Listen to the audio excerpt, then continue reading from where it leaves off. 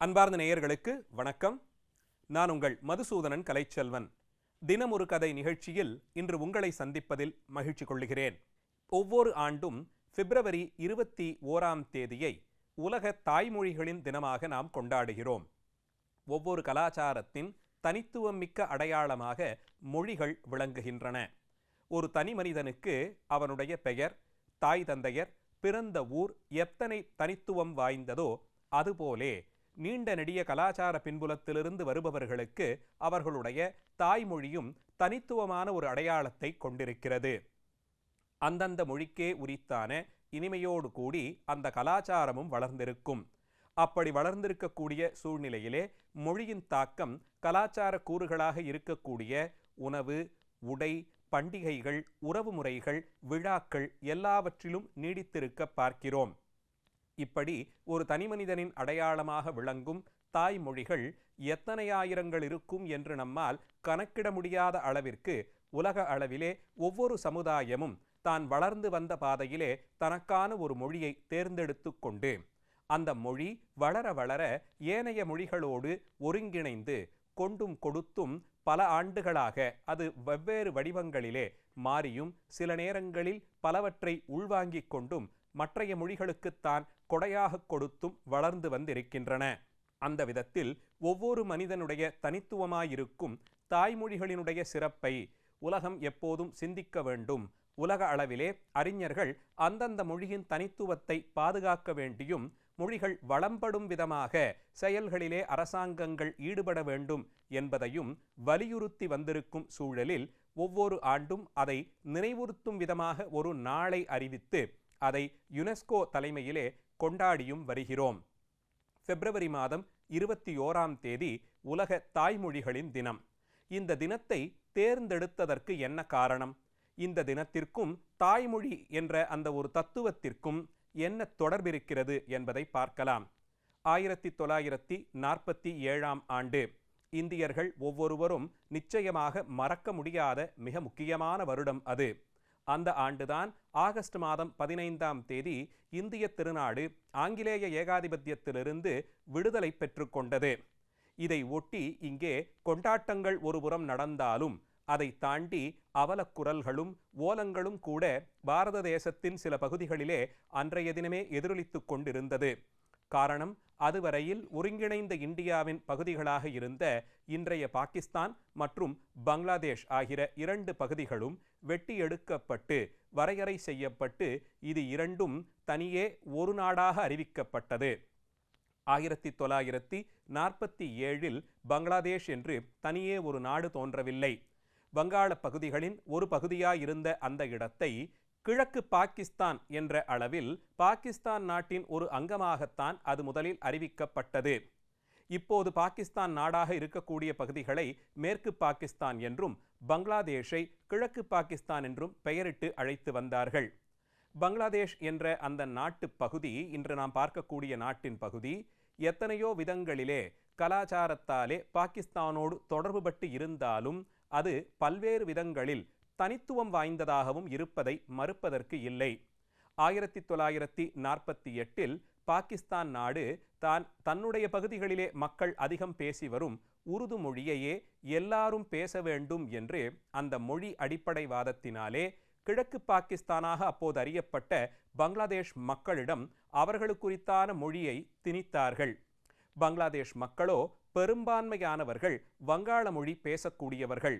சரளமாக வீட்டிலும் அலுவலகத்திலும் கல்வி நிலையங்களிலும் எல்லாம் கூட பேசப்படும் வங்காள மொழியை தேசிய மொழியாக கூட அறிவிக்க முடியாத நிலையில் இங்கே பாரம்பரியமாக இருந்து வந்த மொழியை நீக்கிவிட்டு தொடர்பில்லாத உருது மொழியை தங்களுக்கான மொழியாக திணிக்க பார்த்தது அன்றைய பாகிஸ்தான் அரசு.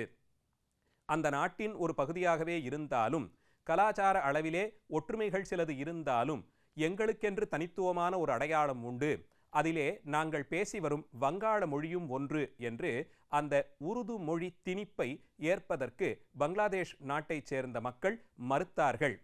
அது அன்றைய தினத்திலே கிழக்கு பாகிஸ்தானாகவே இருந்தாலும் கூட இந்த பகுதிக்கான மொழி இது கிடையாது, அதனால் இதை நாங்கள் ஏற்க மாட்டோம் என்று முழங்கினார்கள்.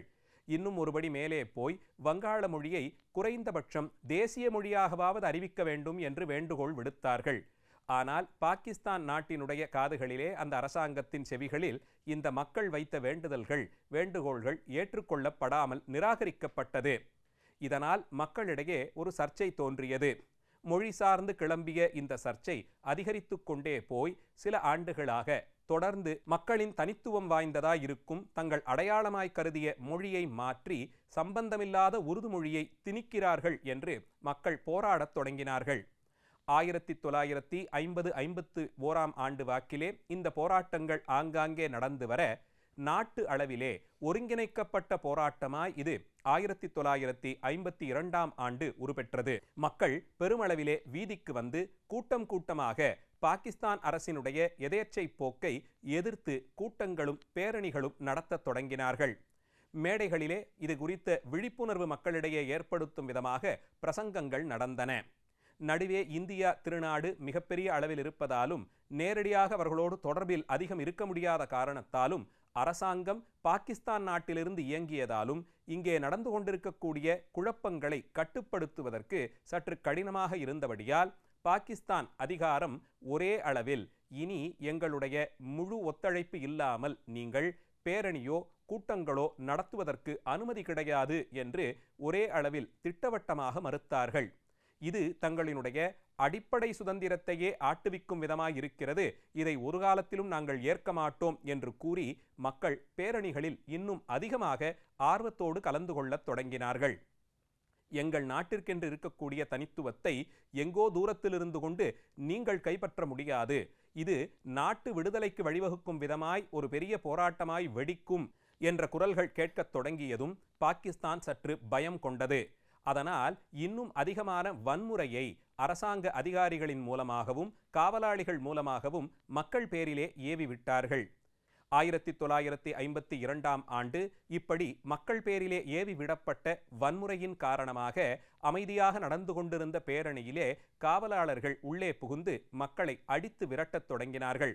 அவர்கள் பேரிலே பயங்கர ஆயுதங்களும் பயன்படுத்தப்பட்டதாய் அறிகிறோம். அப்போது நடந்த துப்பாக்கிச் சூட்டிலே போராட்டத்தில் கலந்து கொள்வதற்காக வந்த 4 மாணவர்கள் உயிர் துறந்தார்கள். அவர்கள் சுட்டுக் கொல்லப்பட்ட நிலையிலே இது மக்களிடையே இன்னும் பெரிய அளவில் ஒரு அச்சத்தையும் பாகிஸ்தானின் எதேச்சை போக்கின் பேரிலே ஒருவித எரிச்சலையும் ஏற்படுத்தியது.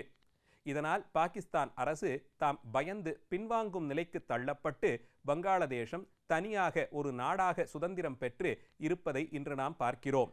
ஆனாலும் அன்று அப்பாவிகளான 4 மாணவர்கள் இளைஞர்கள் உயிர் துறந்த அந்த நிகழ்வு வங்காளதேச மக்களிடையே பெரும் அதிருப்தியை ஏற்படுத்தியது. நம்மை போலே நம் நாட்டின் தனித்துவத்திற்காக போராட வேண்டி வீதிக்கு வந்த 4 அப்பாவி இளைஞர்கள் உயிர் நீத்து போனார்களே, இப்படி சுட்டுக் கொல்லப்பட்டார்களே என்று அந்த தினத்தை மக்கள் நினைவில் நிறுத்தி அதை துக்க தினமாக அனுஷ்டிக்கத் தொடங்கினார்கள்.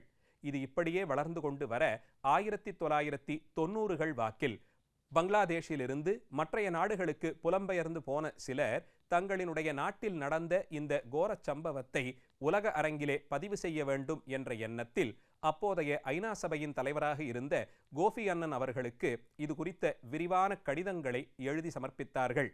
இதை வாசித்த கோஃபி அன்னன் இது குறித்து இன்னும் தெளிவான வரலாற்று ஆவணங்கள் பதிவு செய்யப்பட வேண்டும் என்று கேட்க, இதனால் பங்களாதேஷ் அரசாங்கமே இதில் நேரில் தலையிட்டு அப்போது நடந்த நிகழ்ச்சிகள் என்ன, உயிர் துறந்தவர்கள் யார், இந்த கோரச் சம்பவத்தினுடைய பின்புலம் என்ன என்பதையெல்லாம் ஆவணப்படுத்தி அனுப்பி வைத்தார்கள்.